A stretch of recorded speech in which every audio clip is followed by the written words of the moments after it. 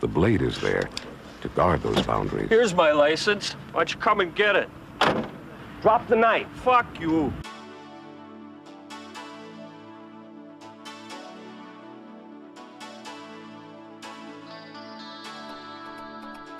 Hello and welcome to this educational video presentation on how to become a sovereign citizen. It is our hope that at the end of this, you will have all the information necessary to live as a free man. Now wait a minute, I hear you asking. What is a sovereign citizen?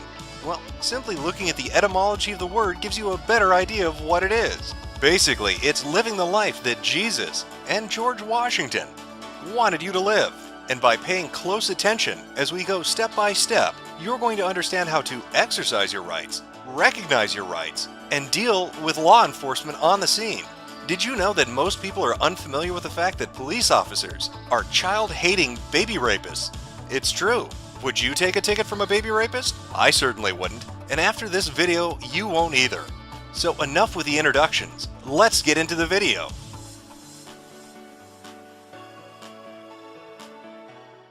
Am I being detained? What's that? Am I being detained? Am I being detained? Are you educated? Am I being detained? Am I being detained? Am I being detained? Am I being detained?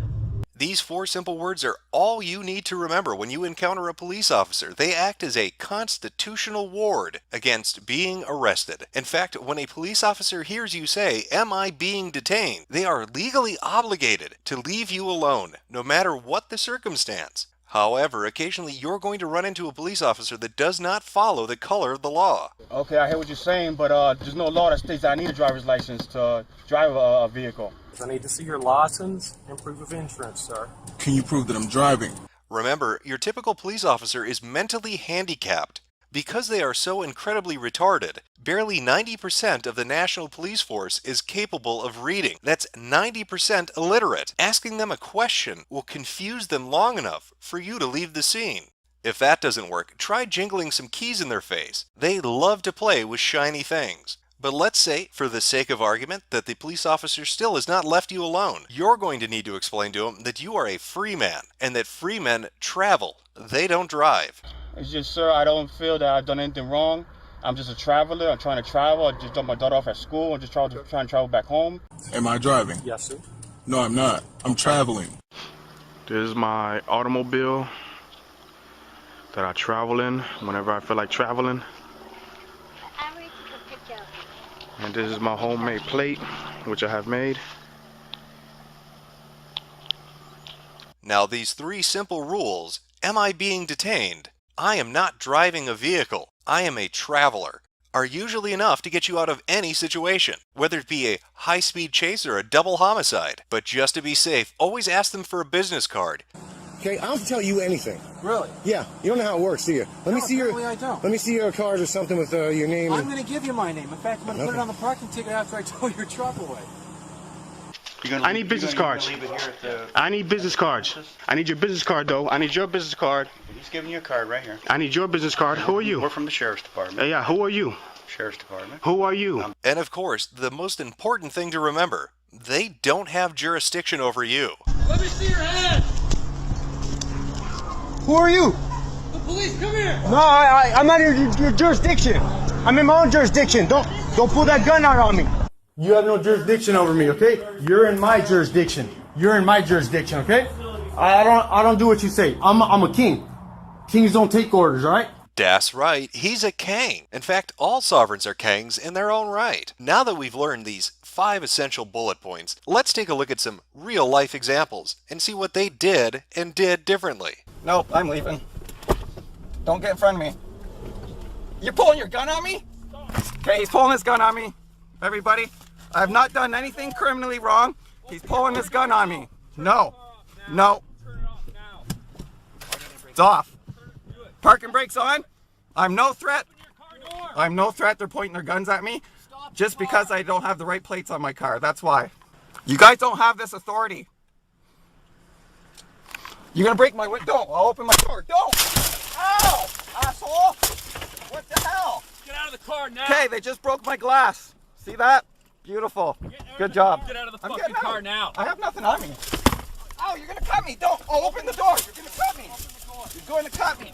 This man has done nothing wrong. He was simply trying to travel directly into a police officer with his vehicle. How is that illegal? But we told you he's an Article 4 free inhabitant, so he does not have to have a license. Article 4, free inhabitant, pursuant to the Articles of Confederation. You can look it up. It's in the United States Book of Codes. It is your laws you have to follow.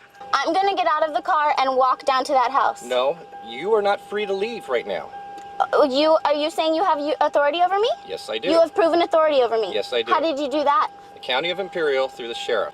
All right, well, you're not free to leave. You're going to take the bag off. No, I'm not. You're going to take the bag off. No, I'm not. The next year. Hey! You're raping me. This is rape. This is rape. This is rape.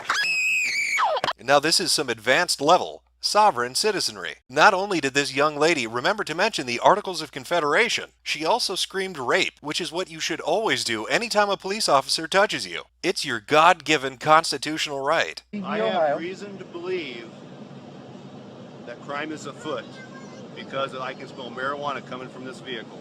Do you understand that? Do you comprehend Article? I have a lawful reason to get you out of the vehicle. You do not. Yes, open up the vehicle. No. I would like to see your supervisor. Are you violating my space? Are you kidding me? Help! Help! Help! Help! Help! Help! Help! Help! I do not consent! I do not consent! No, you do not. You do not smell marijuana. I don't smell any marijuana. Oh, it reeked of marijuana. No, it doesn't. We don't smell any marijuana anywhere. Are you assaulting me? You're assaulting him. We did not Help! Help! Help! Help! Call the police! Call them! Sure, we are the police. No! No! No! You're trying to attack my nuts! That is not proper use of that device! Stop it! Have you been trained in proper use of a taser? Another man having his rights abused. That officer did not smell marijuana. The driver told him so. And then to tase him in the balls? What is he thinking? What you may have, I'm giving you a lawful order. what you may have, Obey it, or I'm gonna what you may have, what you may have is the opportunity to read. Whoa, whoa, whoa! This is assault. This is assault. You've broken my windows. I do not consent. I do not consent. Remember, never consent, especially after they've broken your window and are dragging you out of your car for non-compliance. That is the exact moment that you want to start to resist. It is a smart decision. That's fine. Y'all are going. I need to see your driver's license. Then we have another cop pulling up, and I'm sitting here asking Sir, them the same thing. I need you to stand down and get your. Open your window now, or I'm gonna bust it out. Now you're going. Okay, I need you to call, and I need you to get your supervisor out here. I need your supervisor out here. I need your supervisor. I am asking him for his supervisor. I am asking you for your supervisor. Okay, officer, I am asking you for your supervisor to come out here. Now you have busted my vehicle up, and now you are going to detain me. You are illegally getting into my vehicle, and now you have taken my phone. Always ask for a supervisor, even as they're breaking your window. It just makes sense. We've learned quite a bit in part 1. Let's review. Am I being detained? I am not driving a vehicle. I am a traveler. You don't have authority over me. Can I get your business card? Call your supervisor. I do not consent. The Articles of Confederation say you can fuck yourself. And rape. Knowing these handy phrases and when to use them will almost certainly always get you arrested. But that's not the point. Being a sovereign citizen is about standing up for your rights, even if you're standing in a jail cell, which is more than likely where you're going to be standing. Which leads us right into Section 2. Sir, today I'm appearing as the agent and settler for David Hall. Okay. Could you get Mr. Hall for me then, sir? Where is he? I go by that name, sir. My name sounds exactly like the defendant's, and I'm here to settle that matter today. So are you and David Hall one and the same person? I'm not a person, I'm an individual. David Hall is a person. Okay. I am are the agent to that David name. Hall one and the same individual? I go by the name David Hall, sir, and I'm here about that matter today. Okay. So you go by the name David Hall. Okay, so this is what we're going to do. the person who goes by the name of David Hall who's standing in front I'm of you? the individual. You're I am the an individual. individual, not a person. You're not a Yes, person. sir. David Hall is a person. I am a private individual. David Hall is a person under color of law, sir. Okay. Where's David Hall then? The person David Hall. He exists on paper, sir. David Hall is a corporation. This action is under color of law, sir, and I do understand that. I am here in my real capacity as the private individual for that name. Okay, And I'm here about that matter. You're the and I'm happy private. to You're settle the it. private individual, David Hall. I'm the settler, sir.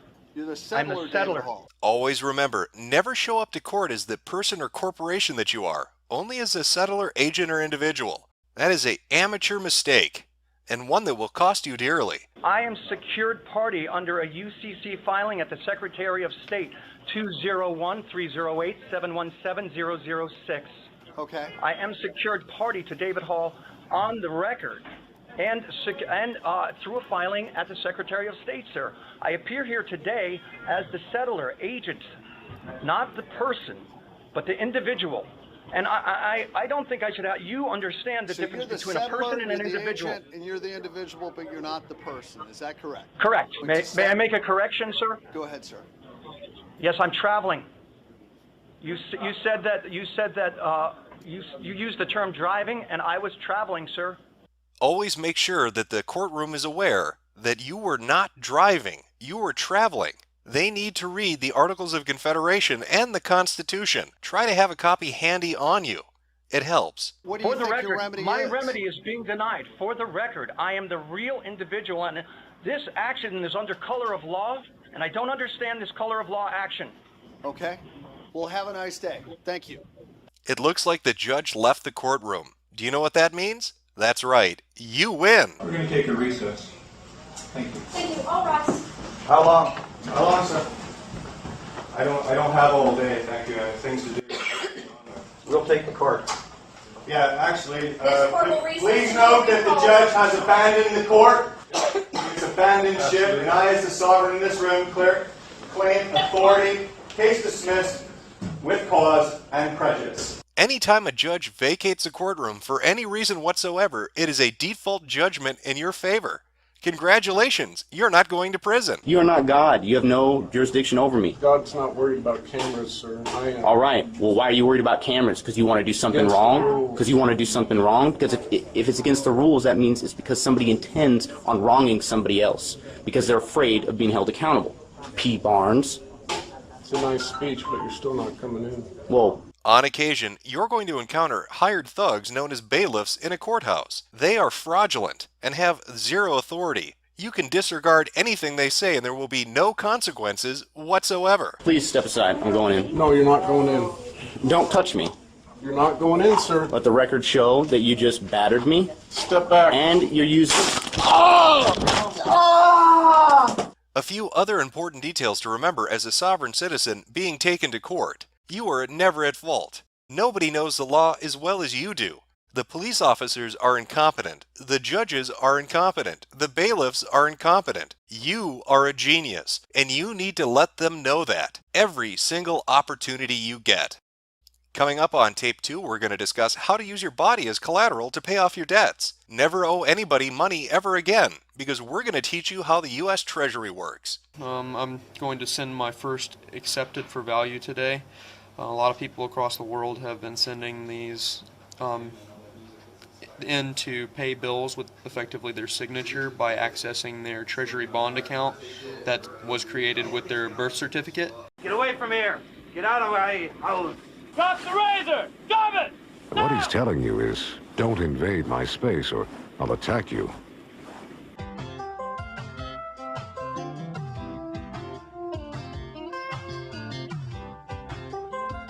Hello, and welcome back to Sovereign Citizens 101. Congratulations on having completed tape number 1 in our educational, informational video series, in which you learned how to deal with law enforcement on the scene, judges in a courthouse, and court-appointed employees. However, as any good sovereign citizen knows, the law is only one way in which the government tries to inhibit your ability to live as a free man. Over the course of this presentation, you're going to learn about the financial side of it, as we cover maritime admiralty laws. bonded birth certificates and accepted for value. So what do you say? Let's begin our journey to financial independence.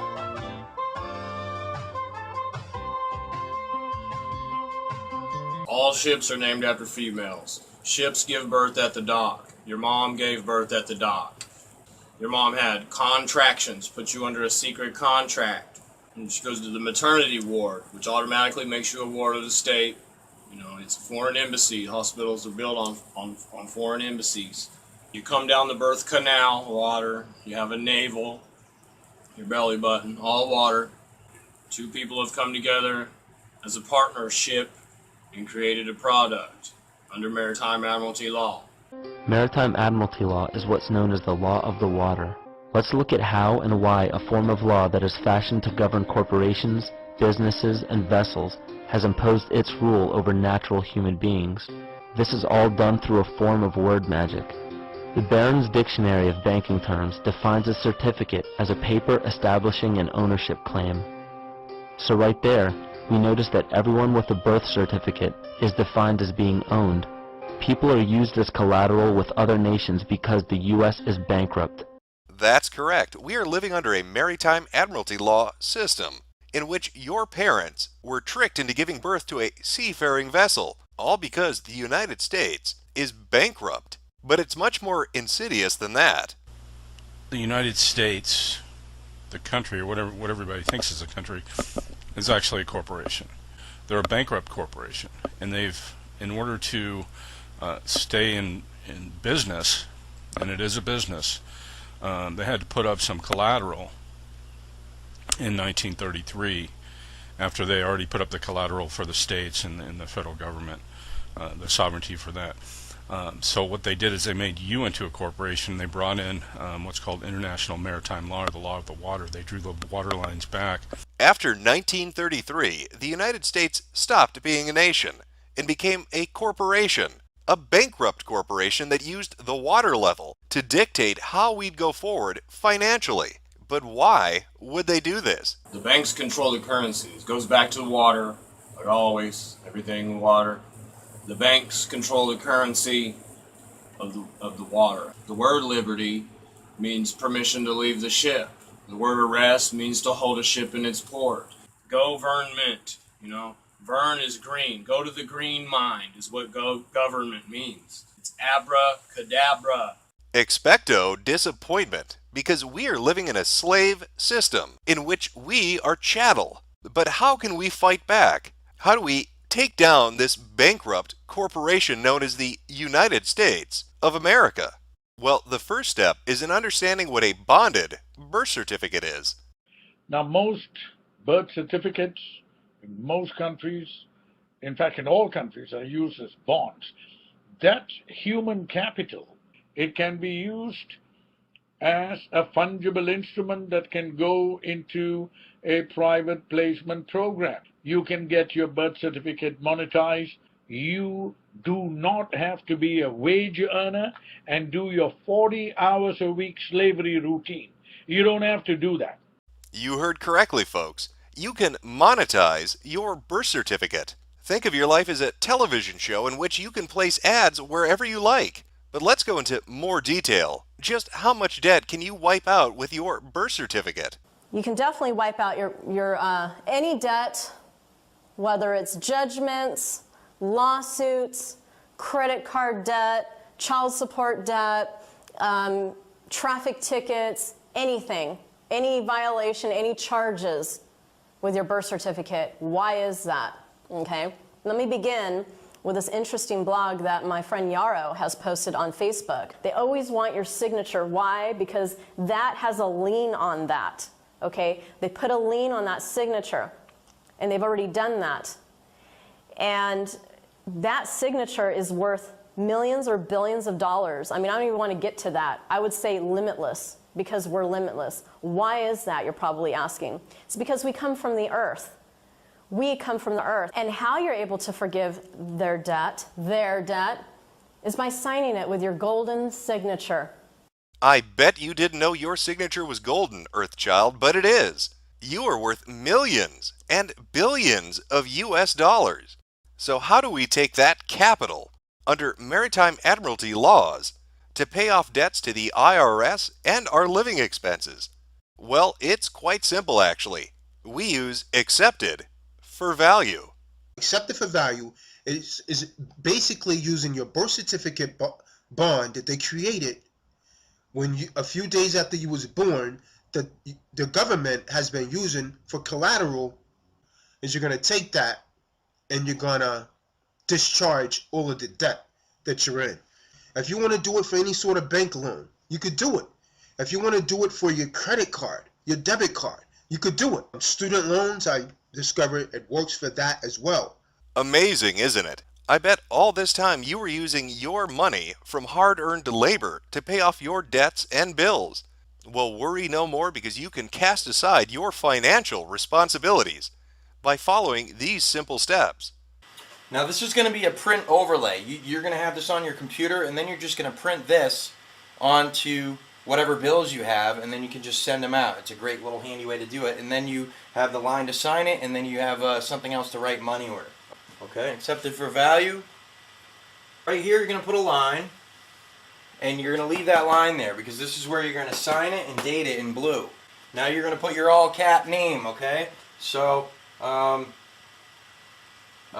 use the Jack Rabbit name, okay? You're going to put Jack Rabbit, EXEMPT, number. Who cares if I spell it right, as long as you guys get your bills paid, right? The Social Security number, not your Social Security number. The Social Security number with without dashes. I've already got my bill printed out. I've got this overlay on it. Alright, now I'm going to put money order. Alright, I'm going to write it on there somewhere, okay? That is my order to pay money whenever there happens to be some money available, because there isn't any money. They took all our money in 1933. Unlimited wealth is yours, and you don't even need all three of the primary colors, just red and blue. By writing this on any bill which comes in your name, you can easily dismiss and discharge, offset that debt.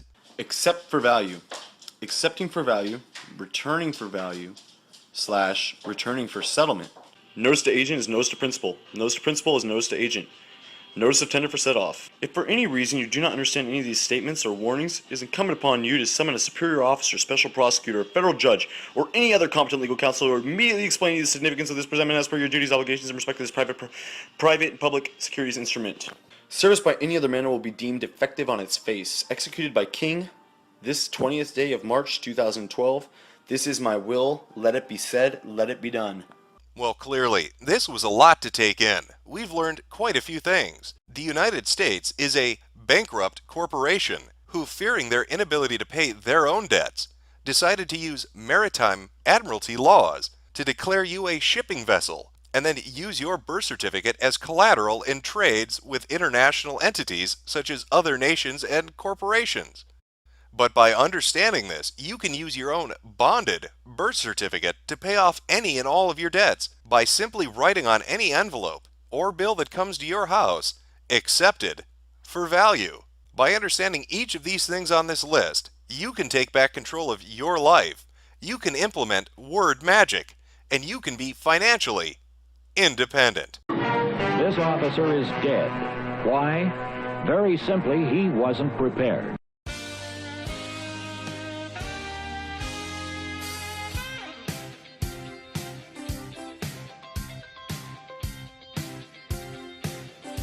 Hello and welcome back once again to Sovereign Citizens 101, the educational, informational home study course.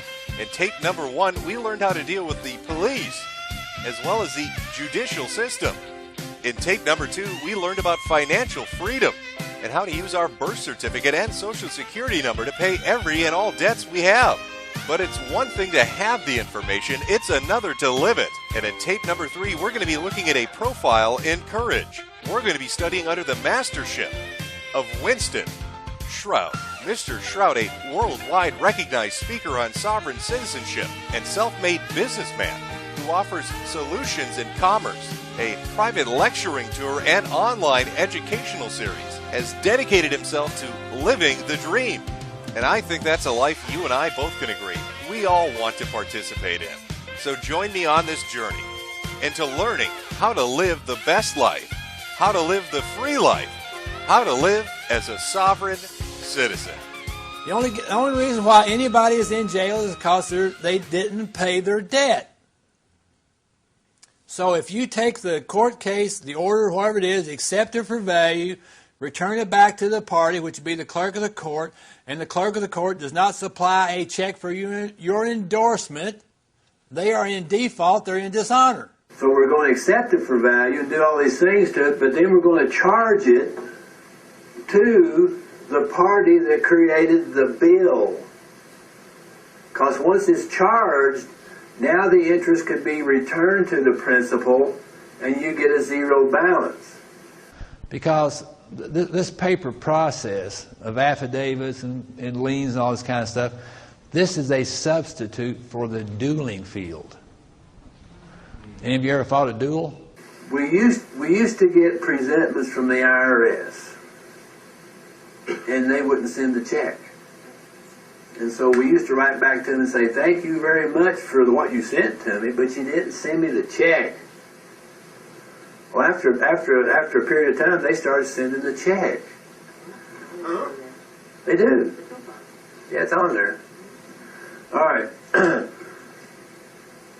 Do you doubt my word? Who said that, huh? When somebody sends you a piece of paper, they got numbers on it, and names and all that kind of stuff going on, and you accept it, it turns that piece of paper into currency. Well, those are some important pieces of information. The only reason people go to jail is because they didn't pay their debt. All bills that exist, all debts that exist, the financial system itself is merely a proxy for dueling. And let's not forget, last but not least, if you receive a notification that you owe a debt, they need to give you the money to give to them. How are you supposed to pay a bill if you don't have the money to pay it? Now try not to be overwhelmed with this new world of financial freedom. Luckily, Winston Shrout offers courses for you to get this information and to absorb it for a nominal fee. You can become a member of his website and study under the master. With a legal expert like Winston Shrout, that's money well spent. Again, I very seldom ever look in the what you call law books. I look and see what's happening. I look and see what's going on. And that's what I base what I do on, not so much what's written in statutes and codes. So adding on to what he shared, then we don't need to do our declaratory judgment. We don't have all this prep work to do prior to doing acceptance for value. Anybody on the street down here can do this. Anybody on the street, go find them. Anybody can do this. And then we'll accept it. You already accepted. You did the acceptance. It's your signature that creates the faith and confidence in this thing. We just did this for a traffic ticket. We didn't do the deposit thing, and we didn't get it back from the city because he had one from the city too. I haven't heard anything back from them, but we did this type of thing. And what we got back from, no, I guess it was a city attorney. The city attorney sent the ticket back. But Jim, I hear you asking, that's all well and good if you want to pay a parking ticket or have the DA send the charges back to you. But what about the more in-depth information? I'm not just looking to pay off a credit card or a delinquent bank account. Now, this is the illusion.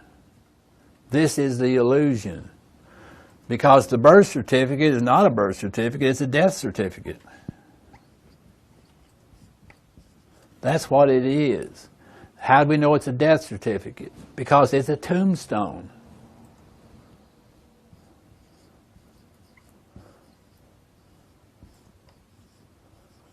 How do we know it's a tombstone? Because if you look on the birth certificate, what's it going to have? It's going to have John Doe on there. If you go out to the cemetery and look on the tombstone, what's it going to have on there?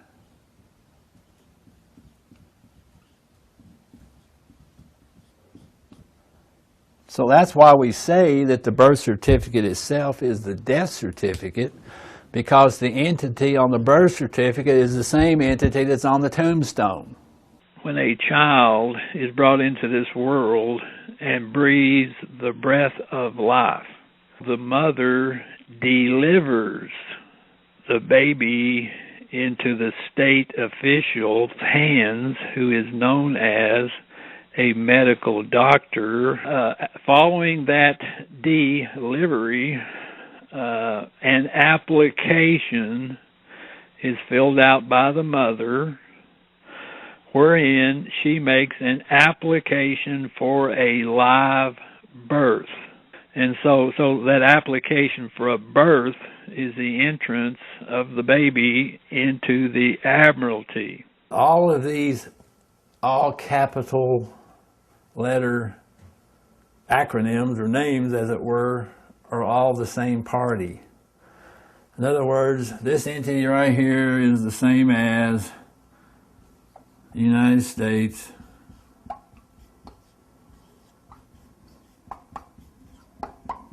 is the same as IBM, is the same as Safeway, or wherever you shop for your groceries. So, they're all joined at the hip, they're all the same party, and so what's done to one is done to all. That's right. Your baby is an admiral, and his birth certificate is really a tombstone. Luckily, all names are interchangeable with one another, and so we all live in a graveyard. And so your baby admiral, IBM, is sailing the land sea of the country, which he also is, because baby admiral equals the United States. And as our sovereign citizen legal expert Winston Trout has pointed out, how can you violate yourself? You can't. You owe no debts to anyone. You're accountable to no laws, because you in fact are the law, the instrument of the law, and the enforcement of it. But these sorts of high-level concepts can be difficult to comprehend, especially if you're stuck in a third-dimensional mindset. So you had a little bit of exposure already to some of these other dimensional thinkings and so forth, so I thought I'd proceed today with a continuation of that thought process. Look, folks, if you can ever get out of the third dimension, get into the fourth dimensional thinking, you'll realize that all this stuff we do is silly. I've basically been a fourth dimensional thinker for as long as I can remember. I can't remember being a third dimensional thinker. For instance, when I lecture, do something like that, I'm speaking from a fourth, fifth, or sixth dimensional level, and then the people hear it at whatever position they are, and then as they listen to it more and more and more and more, then they start to... Here's a piece of paper. Look here. Here's a piece of paper. Looks pretty big, don't it, until you put it this way. Now you say, well, there's not much to that. You start to, now, so this is a two-dimensional thing here. So, it's got all kinds of things on here, that describe some concept. And so anyway, this is basically a third-dimensional concept. Now, how do we take this into the third dimension? As for instance, people say, well, I just did accept it for value. I sent it off over here to the bank, ABC Bank, all that kind of stuff. And they didn't do nothing about it. And I said, yeah, well, did you call them? Did you talk to them about it? That kind of thing. And so again, what you sent them was in the second dimension. It's not even the third dimension what you did. See? So you're sending them second dimension stuff, expecting third dimension results. And so perhaps when you start talking about third dimensional, at least in respect to these, then you need to start talking about talk, which is actually sonic. And so to get the results that we want, sometimes we have to go and talk about it. So you can talk about it. So now you can start to inject energy through sonic transmission. I have a friend who's a natural healer, very, very successful at it. And one of the techniques that he uses is called toning. He will actually vocally emit sonic vibrations at a certain frequency. I mean, he'll just, the last time he did it to me, man, the hair on my arms was standing up and I was doing this here. See how simple it is when you really think about it? By using your sonic force, your supernatural vocalizations, You can turn that two-dimensional object into a three-dimensional concept with your fourth-dimensional thinking. And if you study and practice hard enough, one day you'll truly ascend to the fifth or sixth dimension. It truly takes a special sort of person to truly believe this, to not let themselves be held back by petty concepts like reality. All right. As I mentioned, we went and did that seminar in London in 2009, and prior to that time, I had been emailing with a lady who lived in England, who was in fact the Queen of the Fairies, and she's an incarnate fairy. So I'll just launch right into it. It has to do with what we would call the dark cabals or Illuminatis. Over a period of time, we developed a friendship, and then she opened up to me and demonstrated that she's also a very powerful shaman. But as I studied more and more about mind control and satanic ritual abuse, and by that time I learned just how powerful she was, because she had demonstrated it to me in several ways. And so I asked her, I said, are you capable of moving the prime meridian over to the Dragon Rose line? Now, the Dragon Rose line is the one that's in that Da Vinci Code movie, Dan Brown and Tom Hanks, they're running around, all that kind of stuff. Okay, so it's not very far over there from there in England. And what they found out years ago was that if they traumatized a new baby, a new infant. So I said, can you move that over there? She said, yep. And I said, well, move it. She said, okay. And she told me that when she does things on the ether, it generally takes 3 days to materialize in the physical world. So I wasn't expecting anything. But anyway, the next day on Skype, she was hot to get me on Skype. She said, I can't believe it. I can't believe it. I said, what's that? She said, if I hadn't been watching, I wouldn't have seen it. She said, but from about 8 o'clock in the morning until 3 in the afternoon, she said, time stood still. What better source of knowledge for how to deal with legal situations or paying off debt to the IRS or creditors than Mr. Shroud, ally to the Queen of the Fairies? Not even the Dark Cabals or the Illuminati can use their mind control satanic magic to prevent you from learning these tips and tricks. Tips and tricks which are available in these affordable DVDs. For just a few $100s a piece, you too can learn all the information necessary to deal with tax debt, credit debt, legal fines, legal fees, and legal trouble. For everything that you're getting for this value, I guess you could say these prices are out of this world. What commercial interaction might go on between Earth people and visitors from the far reaches of space? Probably about 10 or 11 years ago, I made an acquaintance of a man who, as it turns out, is a Pleiadian. Now, he is not a Pleiadian soul who has incarnated in a typical Earth body, but he told me that his family had been on this planet for 13 generations. I had planned to go up and visit with James up at the ranch there at East City, and so as I was getting prepared to go, I kept feeling all these rumblings, and I thought at first it was an earthquake coming, and then no earthquake hit, so I thought, well, I don't know what that was all about. But as it turned out, there was apparently a bunch of the reptilians and so forth. They were trying to make a run for it, trying to get off the planet. And the rumblings were the Pleiadians shooting their ships down.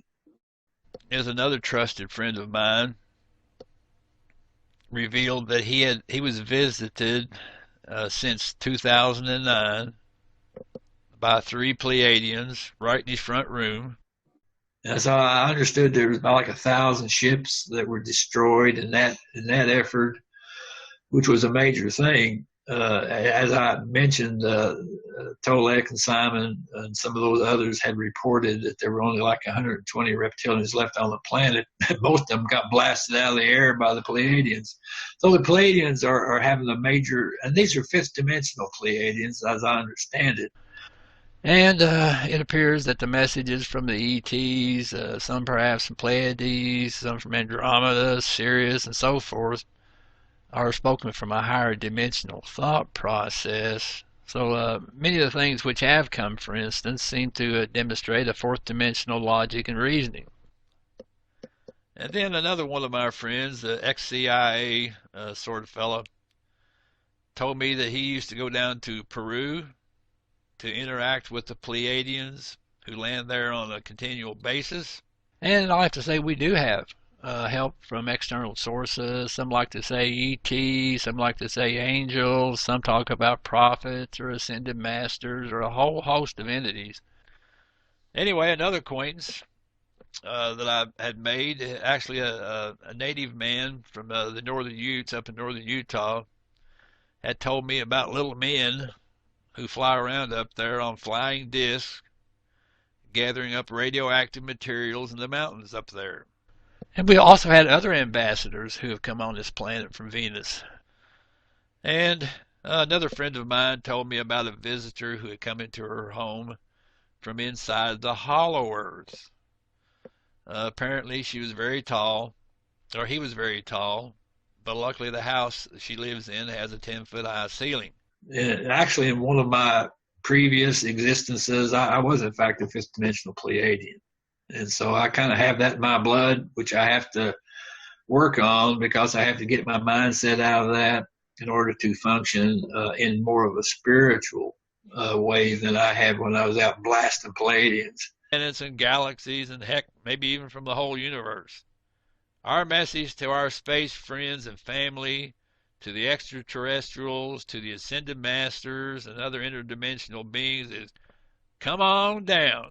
Winston Shrout, the man, the myth, the legend, fourth dimensional thinking, reincarnated fifth dimensional Pleiadian, ally to the Queen of the Fairies, and staunch opponent to the satanic dark cabal known as the Illuminati. Is it any wonder, with such powerful insights coming from such a important figure within the sovereign citizen movement, that the government needed to step in and try to squash the free man, to shackle him, bind him, and make him fettered once more? I'm sure you've all seen the fake news in the Oregonian, citing that Winston Shrout has been arrested and tried for selling upwards of 100 trillion fake dollars to his gullible followers, refusing to pay income taxes, and hosting private seminars which facilitated other people engaging in illegal activities. You may even have seen the follow-up headline saying that he is currently fleeing from the law, out on the lam, hidden in the wilds. Why, those very same fake news sources even went as far as to bribe his defense attorney and have him give a statement that his client was innocent because he is a literal fucking retard, and he didn't know better about what he was doing. Well, I ask you, who knows better?